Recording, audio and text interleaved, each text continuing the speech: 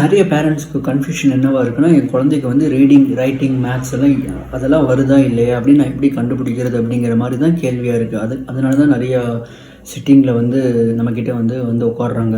சரி, ரொம்ப சிம்பிளான விஷயம். இதுக்கு நீங்கள் ஒரு சைக்காலஜிஸ்ட்கிட்டையோ இல்லை ஒரு ஐக்யூ டெஸ்ட்டோ இல்லைனா ஒரு எல்டி டெஸ்ட்டோ பண்ணுங்கிற அவசியமெல்லாம் கிடையாது. இந்த மாதிரி சின்ன சின்ன வார்த்தைகளெல்லாம் படிக்க வச்சு பாருங்கள், கண்டிப்பாக படிச்சுடுவானுங்க. ஏன்னா அதில் இமேஜஸ் இருக்குது. அதனால் இது ஒர்க் அவுட் ஆகாது. ரொம்ப முக்கியமான விஷயம் என்ன அப்படின்னா, அந்த கிரேட் லெவல் புக்ஸ் தான்.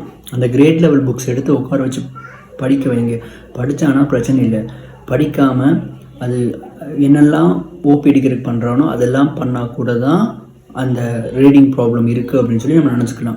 அதை விட ரொம்ப முக்கியமான விஷயம் அண்டர்ஸ்டாண்டிங் இருக்கான்னு பார்க்கணும். அது எப்படி பார்க்கலாம் அப்படின்னா, அந்த கொஸ்டின் பேப்பர் எழுதி அனுப்பிச்சுட்றாங்க பார்த்தீங்களா வீட்டுக்கு, அந்த கொஸ்டின் பேப்பர் ஆன்சர் விட்டுருங்க. ஆன்சர் தெரிஞ்சிருக்க வேண்டாம், அது பிரச்சனை கிடையாது.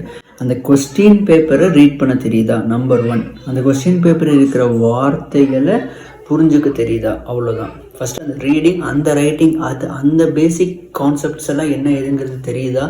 இது தெரிஞ்சாலே அவன் கிளாஸில் எந்த அளவுக்கு அட்டென்டிவாக இருக்கான், அவனுக்கு புக்கில் என்ன இருக்குது, புக்கில் என்ன இல்லை, அவன் எந்த அளவுக்கு ஃபோக்கஸ்டாக இருக்கான், பல விஷயங்கள் நம்ம என்ன பண்ணிக்கலாம்னா தெரிஞ்சுக்கலாம். இது நீங்கள் ஆஸ் அ பேரண்ட்டாக வீட்டிலே உட்காந்து என்ன பண்ணிக்கலாம் அப்படின்னா, ஒரு 5-10 நிமிஷம் வேலை இதை டக்குன்னு கண்டுபிடிச்சிடலாம்.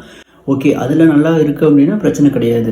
ஏன்னா இன்றைக்கி அகாடமிக்ஸில் பிரச்சனை இல்லை அப்படின்னாலே மேக்ஸிமம் பார்த்தோன்னா நிறைய பிரச்சனைகள் இருந்து நம்ம தவிர்த்துடலாம். என்ன அகாடமிக்ஸில் பிரச்சனை இருந்து மற்ற விஷயங்கள் பிரச்சனை இருந்துச்சு அப்படின்னா ரொம்ப கஷ்டமாக இருக்கும். அகாடமிக்ஸில் பிரச்சனை இருக்குது, மற்ற விஷயங்களில் பிரச்சனை இல்லை அப்படின்னாலும் கொஞ்சம் கஷ்டமாக இருக்கும். அகாடமிக்ஸில் பிரச்சனை இல்லை ஆனால் மற்ற விஷயங்களில் பிரச்சனை இருக்குது அப்படின்னா அது பெருசாக தெரியாது. ஏன்னா பிகாஸ் வேறு வழி இல்லை, நம்ம ஸ்கூலுக்கு அனுப்பி தான் ஆகணும், குழந்தைங்களை படிக்க வச்சு தான் ஆகணும். ஸோ மேக்ஸிமம் அகாடமிக் ஸ்கில்ஸ் எந்தளவுக்கு இருக்குதுன்னு பாருங்கள். டிசம்பர் 2, ஜனவரி, பிப்ரவரி, மிஞ்சி போனால் மார்ச்லாம் ஸ்கூல் முடிஞ்சிடும். இன்னும் நெக்ஸ்ட்டு 6 மாதம் நீங்கள் பிஃபோர் ஜூன், மே வரைக்கும் என்ன பண்ணுறீங்கிறது ரொம்ப முக்கியம். ஏன்னா அது இந்த ஒரு 6 மாதம் வேலை தான் ஜூனில் உங்கள் குழந்தைய மறுபடியும் என்ன பண்ண வைக்கும் அப்படின்னா ரெடி பண்ண வைக்கும். ஸோ அதுக்கான ஹெல்ப்பை என்ன பண்ணுங்கள், எடுங்க, வேலையை கண்டிப்பாக செய்யுங்க.